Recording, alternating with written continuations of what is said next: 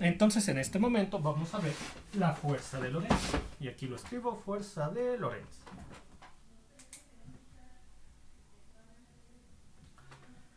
Fuerza de Lorentz.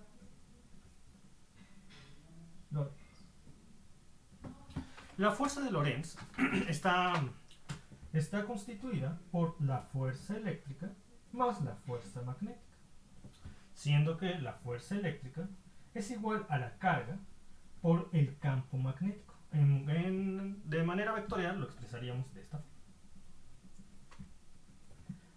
Y la fuerza magnética sería igual a la carga por la velocidad de la partícula, vectorial, producto cruz, el vector de inducción magnética.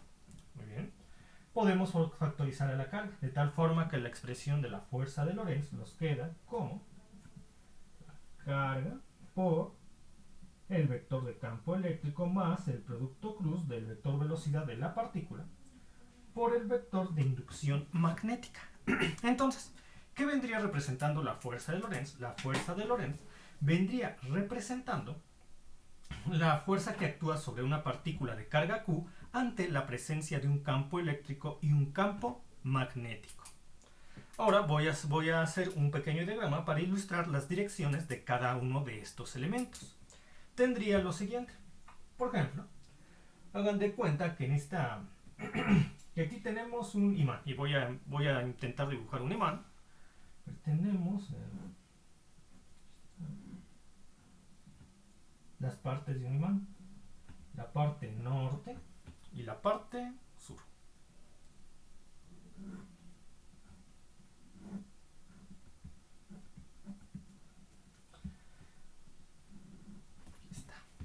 Entonces las líneas del campo magnético irían de norte a sur. Aquí las voy a ilustrar en rojo. Mientras que la velocidad, entonces, la velocidad de la partícula sería perpendicular u ortogonal a las líneas del campo, del campo magnético. Por lo que la velocidad, lo voy a definir, iría de la partícula se encontraría en este sentido.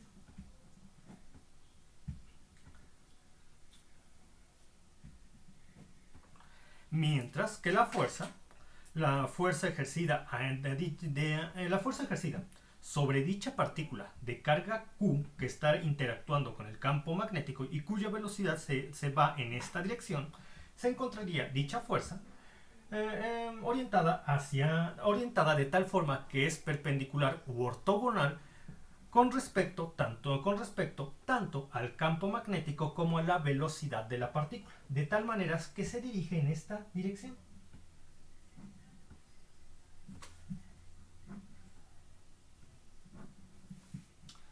Fuerza.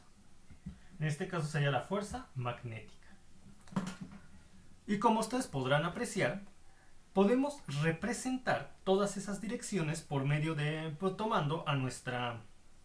tomando nuestra mano derecha y orientando los dedos pulgar, índice y medio de la siguiente forma, de tal manera que el dedo índice estaría indicando en el sentido del campo magnético, el dedo pulgar estaría indicando en el sentido de la velocidad de la partícula, mientras que el dedo medio estaría indicando en el sentido de la fuerza magnética que se aplica sobre dicha partícula de carga Q. Y utilizando la mano derecha de la forma en la cual yo les estoy mencionando, ¿sí? Que más o menos se verían así, es como ustedes se van a guiarse en las diferentes direcciones que toma el campo magnético, la velocidad de la partícula y la fuerza magnética ejercida sobre dicha partícula de carga Q cuando analicen este tipo de diagramas, lo cual nos va a permitir llevar a cabo la interpretación con respecto a las direcciones en los problemas de una forma correcta. Ahora vamos a hacer unos pequeños ejercicios para aplicar la expresión de la fuerza de Lorentz. Vamos a empezar con ejercicios muy sencillos. Entonces continúo en la parte posterior de mi hoja y tendría, hagan de cuenta que el vector de campo eléctrico está dado por la siguiente. El vector de campo eléctrico está definido de la siguiente forma: 4.7 y menos 8.2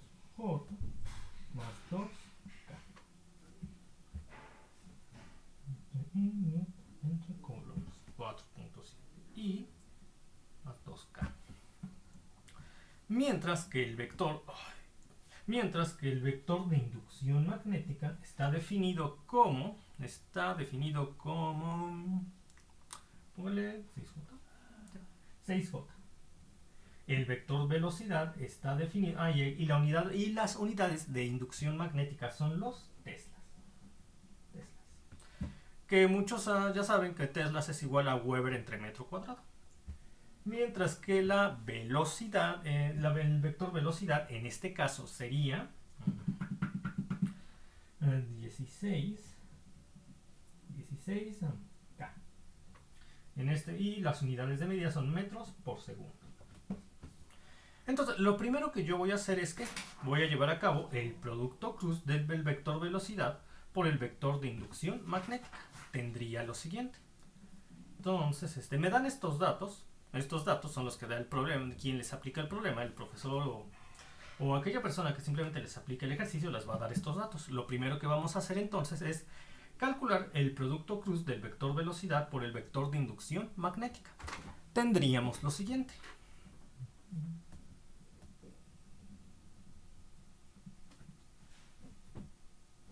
Tendría I, J, K. Entonces tenemos, esto está en J, por lo tanto, primero se anotaría de acuerdo a este orden, en cada uno de las filas, de las columnas, los coeficientes constantes que estén multiplicando al vector unitario. Por ejemplo, el vector velocidad es 16K, es decir, que en I es 0, que en J es 0, pero que en K es 16. Mientras que el vector de inducción magnética, que se anotaría después, dado que lo hemos colocado de esta manera, tendría para I 0, para K 0 y en J tenemos 6. Entonces, esto es igual a, si se dan cuenta, tendríamos este por este, menos este por I, 0. Tenemos este por este, menos este por este, que sería menos 6 por 16. Entonces voy con mi calculadora, creo que da 96, déjenlo confirmo. 6 por menos 16 me da menos 96. Que va a multiplicar a I vector unitario. Menos 96 por I vector unitario.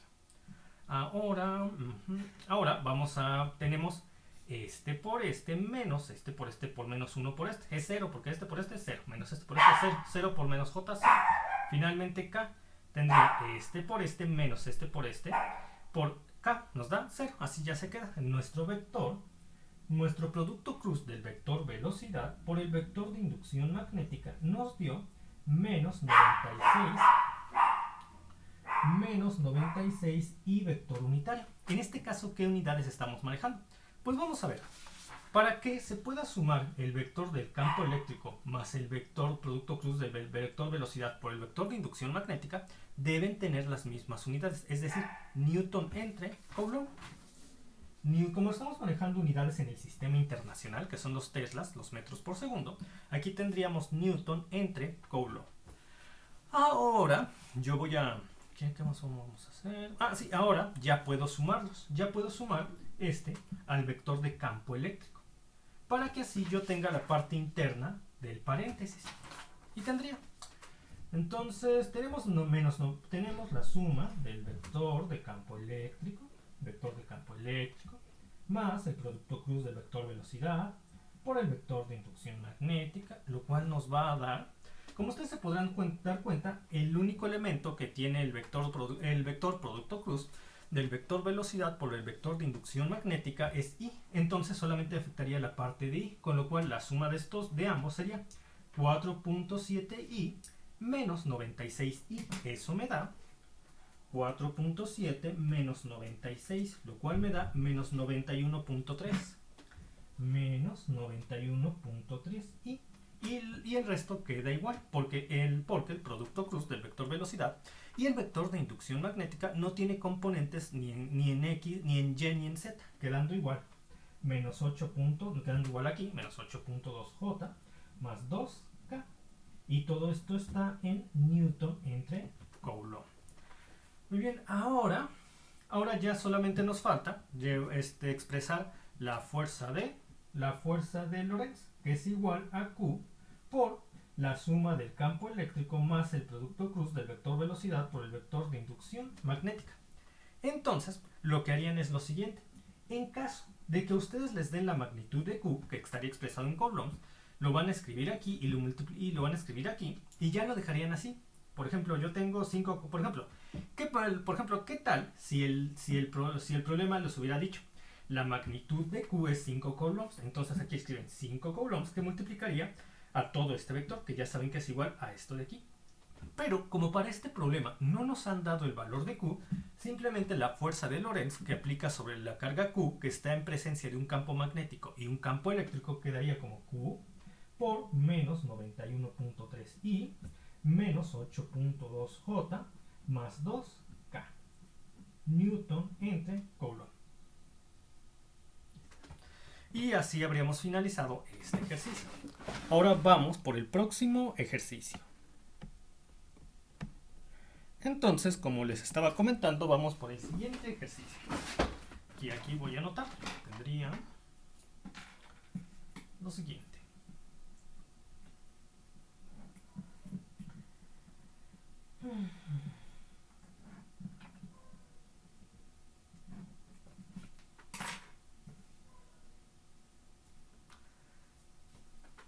Para el siguiente ejercicio nos dan el dato del campo eléctrico, que en este caso sería menos 2.3 I más 8J más 2K.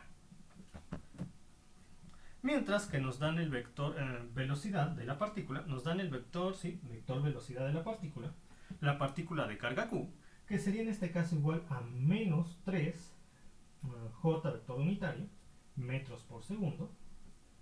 Y recuerden que aquí en campo eléctrico es Newton entre Coulomb. Mientras que el vector de inducción magnética sería igual a 4I. Teslas.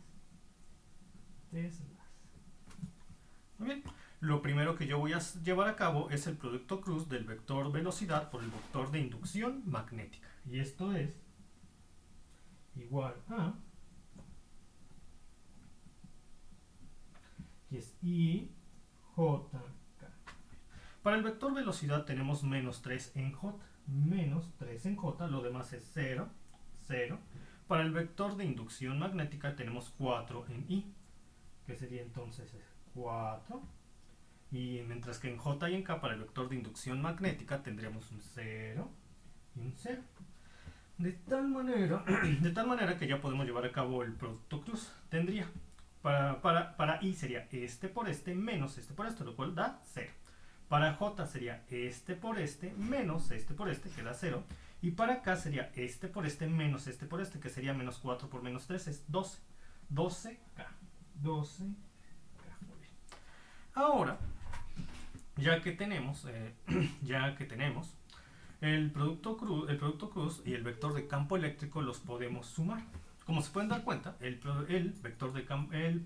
producto cruz del vector de velocidad por el vector de inducción magnética solamente le afectaría la parte en K sobre el eje Z, dado que es el único elemento de dicho producto cruz. Entonces tendríamos la suma del vector de campo eléctrico más el vector velocidad por el producto cruz del vector de inducción magnética, lo cual me da menos 2.3i más 8j más 2k más 12, que es más 14k. Y todo esto está en Newton entre Coulomb. Más 14k. Y ya finalmente tendríamos a la fuerza de Lorentz, que es igual a la carga Q por el vector de campo eléctrico más el producto cruz del vector velocidad por el vector de inducción magnética, lo que sería la carga Q por menos 2.3i más 8j más 14k Newton entre Coulomb. Y así lo dejaríamos, a menos que nos dieran el valor de la carga Q. Y sería todo. Vamos con el siguiente ejercicio. Siguiente ejercicio.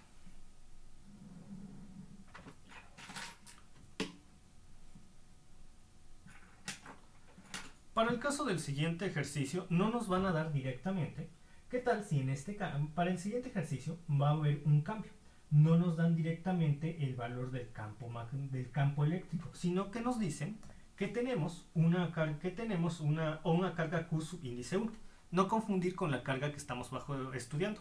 La carga que estamos estudiando y que correspondería a la carga Q que se encuentra dentro de la expresión de Lorentz va a ser diferente a la carga Q que estoy mencionando, la cual va a provocar un campo eléctrico.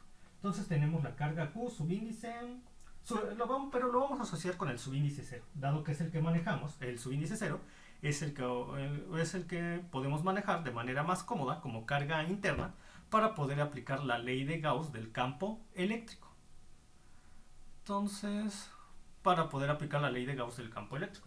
Entonces tenemos a la carga Q subíndice 0, que va a provocar líneas del campo eléctrico, que se extienden de manera radial hacia afuera.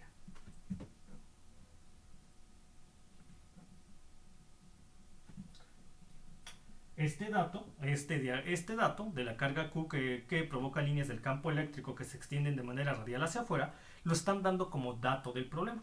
También como dato del problema nos están definiendo la velocidad de la partícula de carga Q, es decir, la que está bajo estudio en la fuerza de Lorentz, a través del sistema, que en este caso va a ser 16K. Y el vector de inducción magnética, para este caso tenemos que es menos 8 y vector unitario. Entonces tenemos este elemento y tenemos este elemento. ¿Qué nos falta a partir de estos datos que nos da el problema? Para poder calcular la fuerza de Lorentz que actúa sobre la carga Q, que no es la misma que esta, porque esta es Q0 que provoca las líneas del campo eléctrico, vamos a tener que definir la fuerza de Lorentz. Lo primero que tenemos que hacer es definir el vector de campo eléctrico. Entonces, ¿en qué nos podemos apoyar para poder definir el vector de campo eléctrico si tenemos este diagrama? Pues a este diagrama le podemos aplicar la ley de Gauss la ley de Gauss del campo eléctrico, donde utilizamos una superficie gaussiana que va a encerrar a la carga Q subíndice 0. Y nosotros sabemos que cuando nosotros encerramos a la carga Q subíndice 0 en una superficie gaussiana que equivale a la superficie de una esfera, los vectores normales a la superficie gaussiana estarían coincidiendo con los vectores de las líneas de campo eléctrico, de tal manera que nuestra expresión de la integral de superficie del vector de campo eléctrico por la diferencial de S igual a la carga interna, que en este caso es la carga Q, entre su índice 0, va a ser simplificada. Porque, como les estoy comentando, los vectores normales a la superficie gaussiana estarían coincidiendo con los vectores del campo eléctrico, de tal forma que esta integral se reduce a magnitud del campo eléctrico, la magnitud del campo eléctrico por la integral de superficie y por el vector del campo eléctrico, que estaría llevando a cabo el producto punto por el vector normal a la superficie gaussiana por la diferencial de área igual a la carga interna entre epsilon subíndice 0. Y como sabemos que estos dos son iguales, entonces la integral se reduce a la magnitud del campo eléctrico por la integral de superficie de la diferencial de área igual a la carga interna entre epsilon subíndice 0. Y nosotros sabemos que la integral de superficie de la diferencial de área de una superficie esférica es igual a ¿quién? A la expresión para calcular la superficie de una esfera, que es 4pi por el radio al cuadrado, igual a la carga interna entre epsilon subíndice 0. Entonces podemos despejar a la carga a la magnitud del campo eléctrico de esta expresión, que sería kq0 entre 4pi r entre epsilon, que sería igual a Q0 entre 4pi radio al cuadrado entre la permitividad eléctrica del espacio vacío, que sabemos que es epsilon subíndice 0. Ahora, si lo queremos expresar de manera vectorial, lo tendríamos de la siguiente forma. El vector del campo eléctrico sería igual a la carga interna entre 4pi epsilon subíndice 0 entre radio al cuadrado por el vector unitario del campo eléctrico. Y algunas personas querrán establecer a qué es igual dicho vector del campo eléctrico. Para ello me voy a apoyar en el siguiente sistema tridimensional para definir claramente el vector de campo eléctrico, teniendo lo siguiente.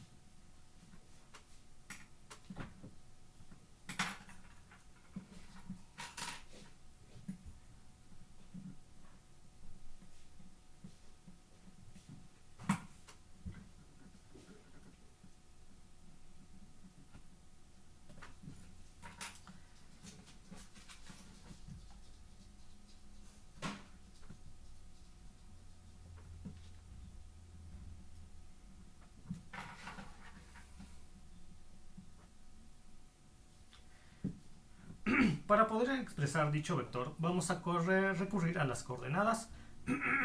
Vamos a recurrir a las coordenadas esféricas. Porque se están como las líneas del campo eléctrico se están expandiendo de manera radial hacia afuera en todas direcciones, es la representación que más nos conviene para poder definirlas. Entonces tendríamos, aquí tenemos el vector tridimensional R, y aquí tendríamos el vector sombra que proyecta el vector tridimensional R sobre el plano XY, que sería R subíndice XY. R subíndice XY. Entonces, continúo en la parte posterior de mi hoja porque ya no tengo espacio, pero antes de continuar, puedo definir a X. Como X es un vector que existe en el plano XY y el ángulo phi variable también existe en el plano XY, entonces yo puedo utilizar las proyecciones rectangulares que ustedes ya han estudiado para definirlo. En este caso, X sería igual a la magnitud del vector R subíndice XY por el coseno del ángulo phi variable, el cual es el ángulo que existe sobre el plano XY que iría desde el eje X positivo hacia el vector que se proyecta sobre el plano XY debido a la proyección del vector R. Entonces tendría X es igual a X es igual a R por el coseno de phi variable. Coseno de phi variable. Ahora voy por el vector y, que sería casi igual, porque este sería igual a la magnitud de R subíndice XY, en este caso por el seno de phi variable. Lo voy a poner aquí. Y R de seno de phi variable. Es el momento en el cual defina la proyección en Z del vector R, la proyección en Z del vector R, para lo cual me voy a apoyar en el ángulo θ. Entonces tenemos el ángulo θ, sería que el ángulo que va del eje Z positivo hacia el vector. Mientras que tenemos aquí otra vez el ángulo θ. ¿Por qué? Porque tenemos al mismo vector con respecto a una línea que es paralela al vector Z. Aquí volveríamos a tener el ángulo θ, de tal forma que el coseno de θ es ser igual al cateto adyacente. En este caso el cateto adyacente es la línea paralela a Z, que es la misma Z.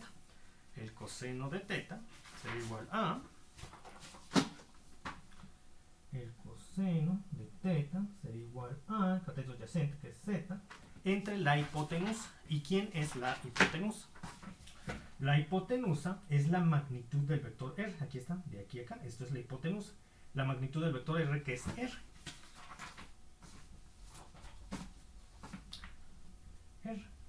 De tal forma que al despejar Z es igual a R por el coseno de θ. Entonces ahora tenemos el seno de θ. Ahora tenemos el seno de θ, que es igual a el seno de θ, que es igual al cateto opuesto. ¿Quién sería para el ángulo θ el cateto opuesto? El cateto opuesto sería este cateto que va de aquí a acá, es decir, la magnitud del vector R subíndice XY.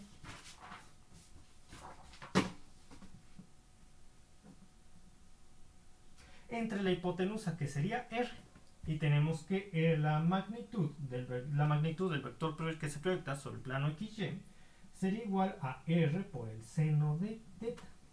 Y esta expresión de acá, esta de acá, lo puedo sustituir aquí y aquí, de tal manera que tendría que X es igual a R por el seno de θ por el coseno de phi variable, mientras que Y sería igual a R por el seno de θ por el seno de phi variable. Y entonces ya puedo definir al vector que me permitiría establecer el vector del campo magnético, porque el vector del campo magnético representa aquellos vectores que se proyectan de manera radial hacia afuera,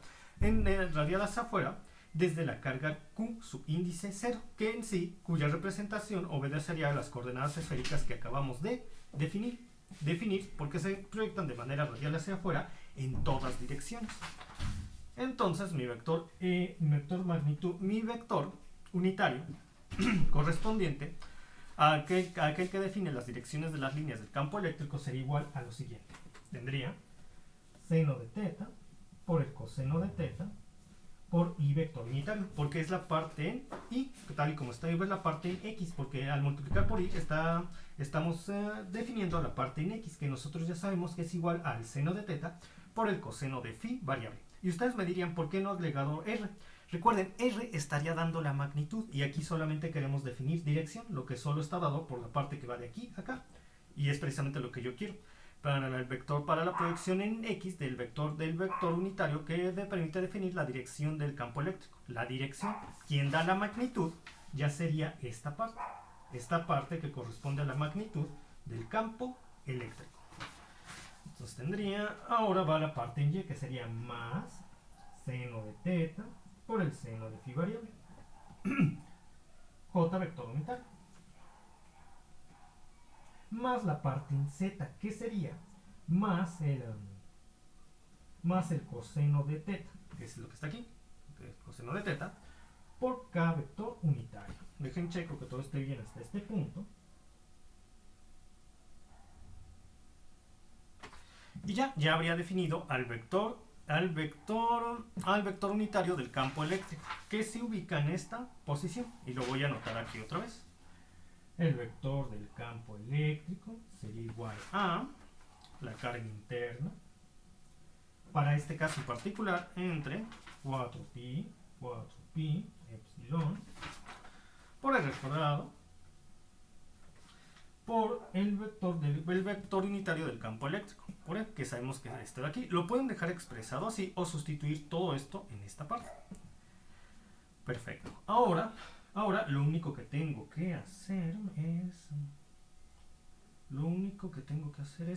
llevar a cabo el producto cruz entre el vector velocidad y el vector de inducción magnética. Lo voy a hacer a continuación.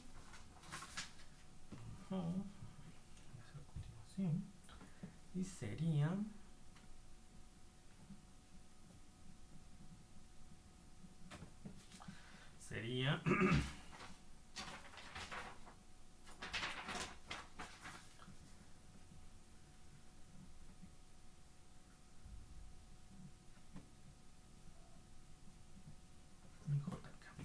sabemos que el vector velocidad es 16k, de tal forma que en i y en j tenemos 0, 0, 16.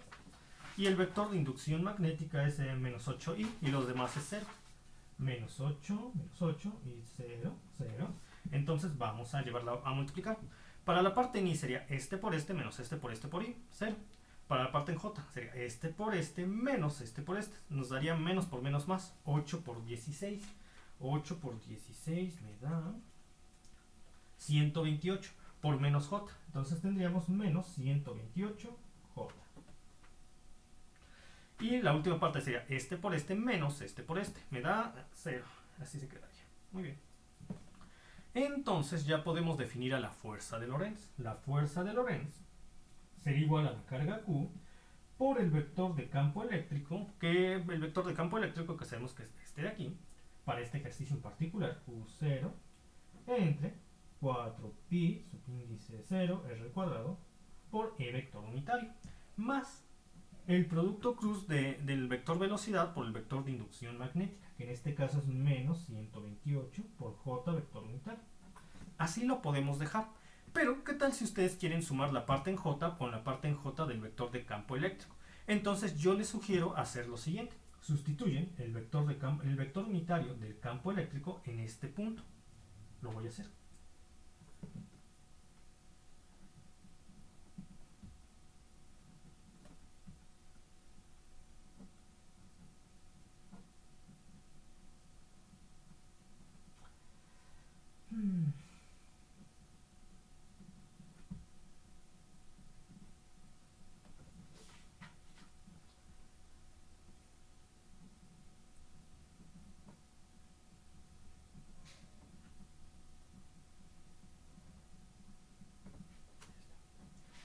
Y aquí sería más menos 128. Entonces lo que yo haría, sí, vamos. Entonces lo que voy a hacer a continuación es multiplicar esta parte por esta parte esta parte por esta parte, esta parte por esta parte, y voy a poder sumar esta parte en j vector unitario con la parte en j vector unitario, de tal forma que tendría lo siguiente.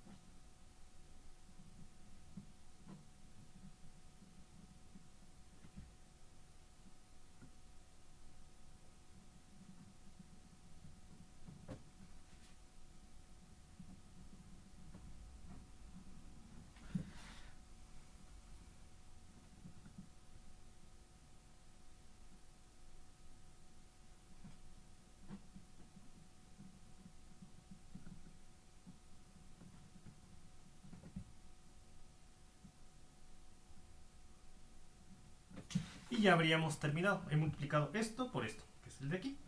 Luego he multiplicado esto por esto, que es lo de aquí, más la parte en j que le corresponde, que está en esta posición, que sería más por menos, menos 128 por j vector unitario. 128 por j vector unitario, muy bien.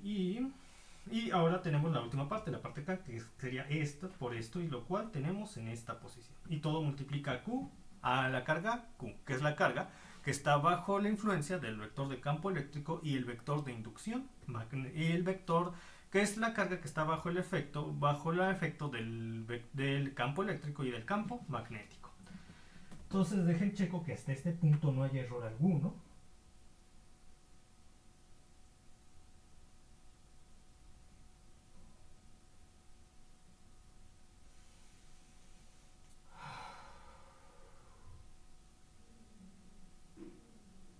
No hay error alguno.